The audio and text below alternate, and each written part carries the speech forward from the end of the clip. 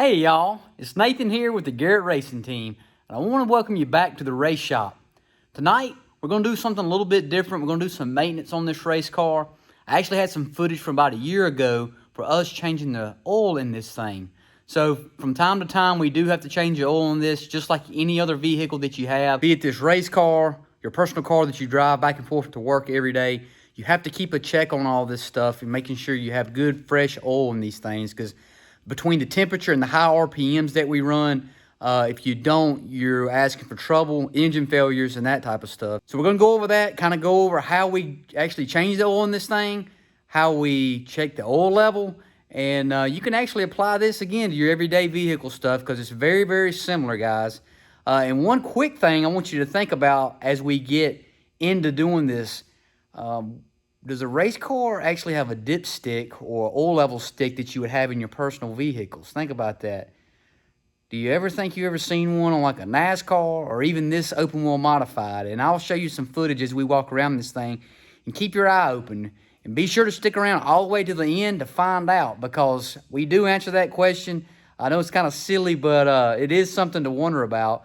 You know, does a race car actually have a dipstick or oil level stick to check the oil? So guys, thank y'all for coming checking me out. You're helping us make this car faster. You're spreading the word, getting this channel built up for us. It's really making all the difference. If you hadn't already, hit that like button, share, subscribe to our YouTube channel. You also can find us on Facebook at Garrett Racing Team. And we've also just created a TikTok. And again, guys, everything is under Garrett Racing Team. All right, y'all, let's get in here and get to work. I hope y'all enjoy the ride. Thank y'all.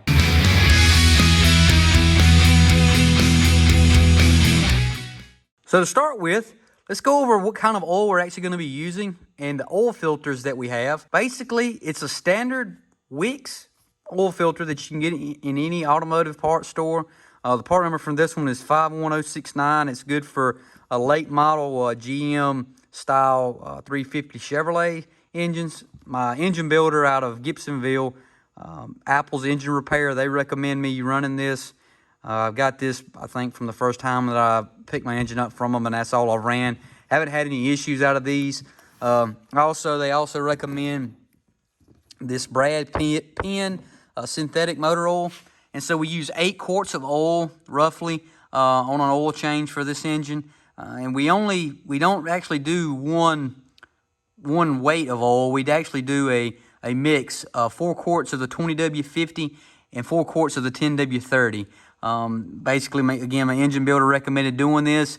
Been doing it ever since I've had my engine and haven't had any issues. So that's what we continue to do. Works pretty good. Another thing that I like to do too, to kind of keep, costs down, I actually buy cases of this oil off Amazon. So I can get, a case of 12 of this and a case of 12 of that, which is 24 total. You think 8 quarts, that gives me 3 oil changes for like $200. And then I get a case of these Wix oil filters too. So yeah, roughly 3 oil changes for this thing is about $200. We change the oil probably every 2 to 3 races.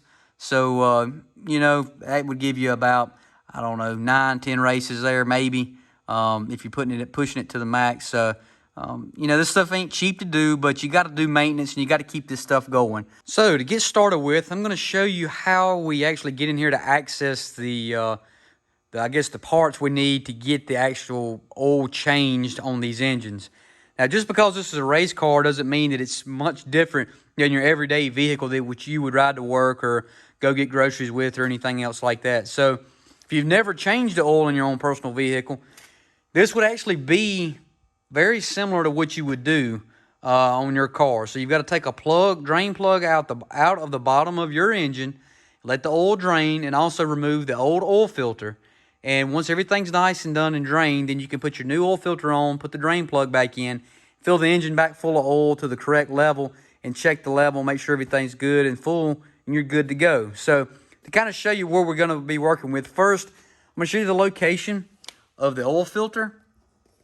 And the oil filter is on basically the bottom driver's side portion of the engine. And if you look, as you can see right here, this is the oil filter. And you can also see the grooves on the bottom. It's actually made to where you can take it and screw it on and off. So what we're going to do is remove the old oil filter, go get the new oil filter, and get ready and have it put back on.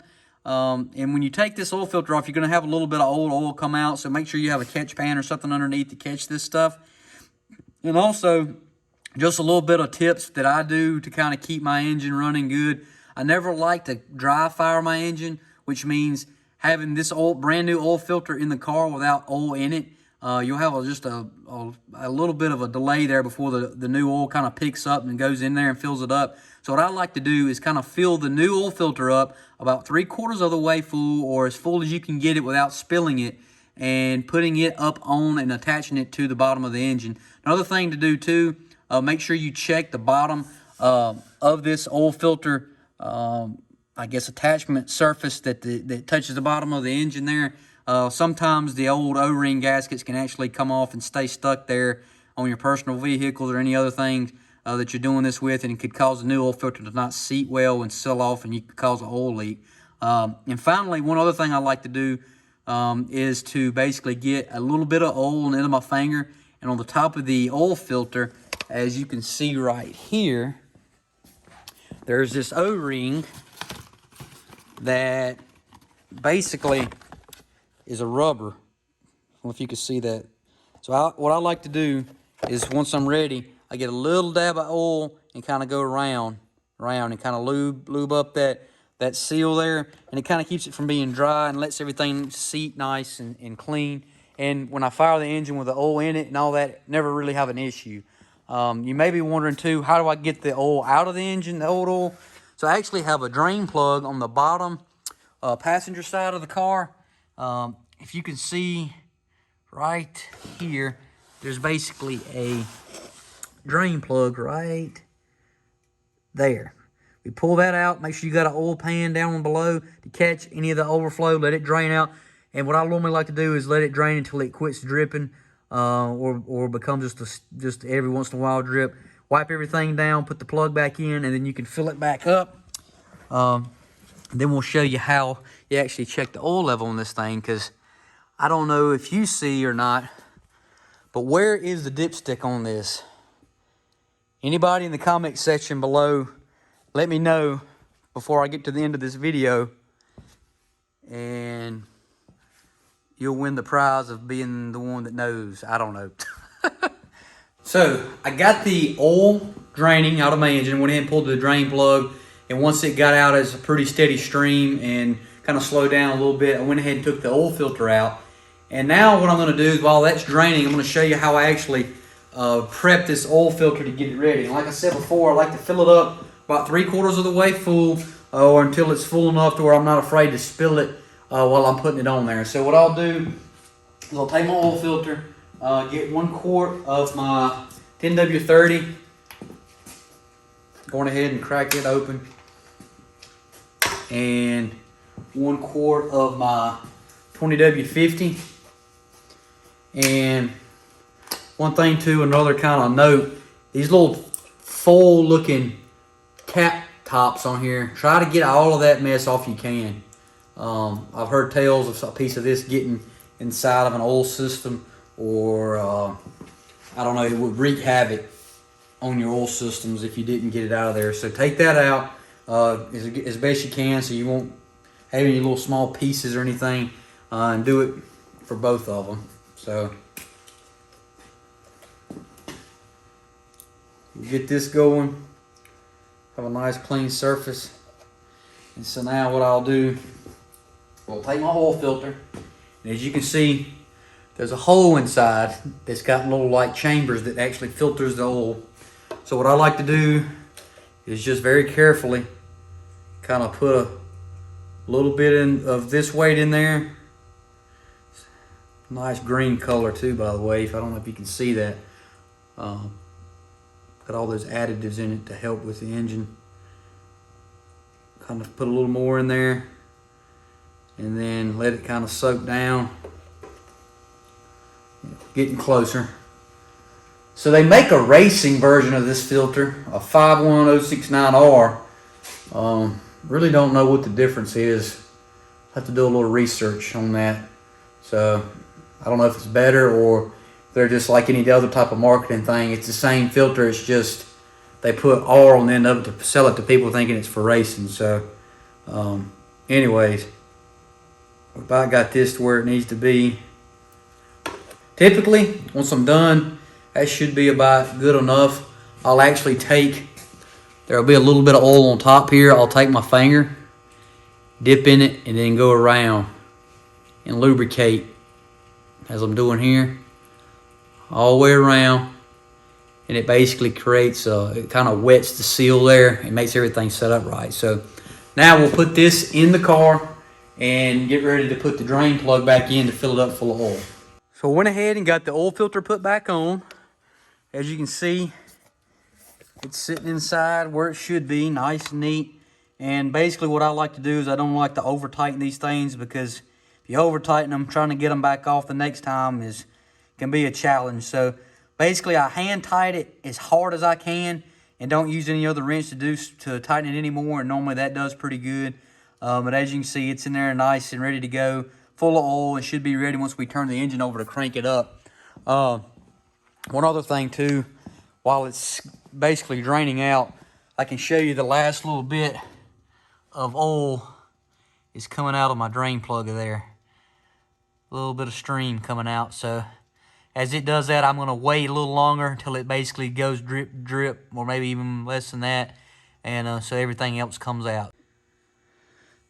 Now that I got the oil drained from the system, I've got the new oil filter put on full of oil, and I've got the drain plug put back in. Now it's time to fill the engine back full of oil. So think about where in the world would you put the oil back in this, and then again, where do you check the oil level at when you're ready and think it's full. So typically on a normal traditional car, your everyday vehicle, there probably is some cap on the very front of the engine that's got oil road on it, and you basically undo it and you pull the oil in. Well, being a race car, we don't have that.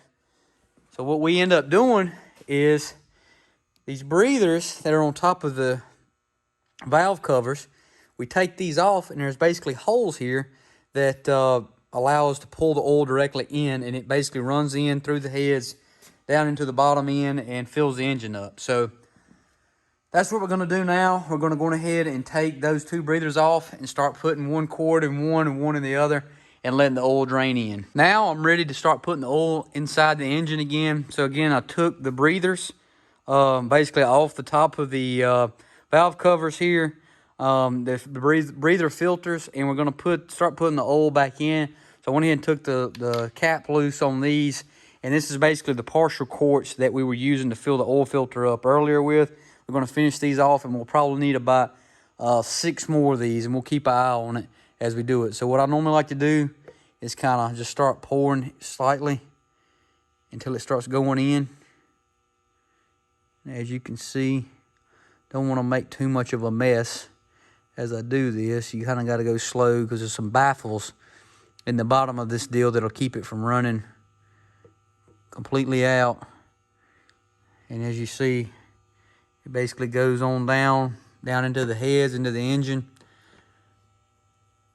And what I like to do is, once I get it basically full, I'll leave the quart jug in there and start on the other one. And then when I get that one done, this one's draining, I take and put that one in, get a new one started, pull this one out, and we kind of just keep rotating back and forth until I get them all in there.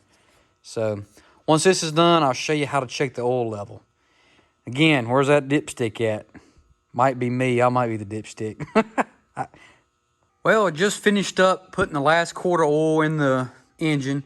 As you can see, I'm letting the 2 quarts kind of just sit here and drain off into the top of the valve cover here. And finally, to answer your question, does race cars, specifically this race car, does it have a dipstick to check the oil level?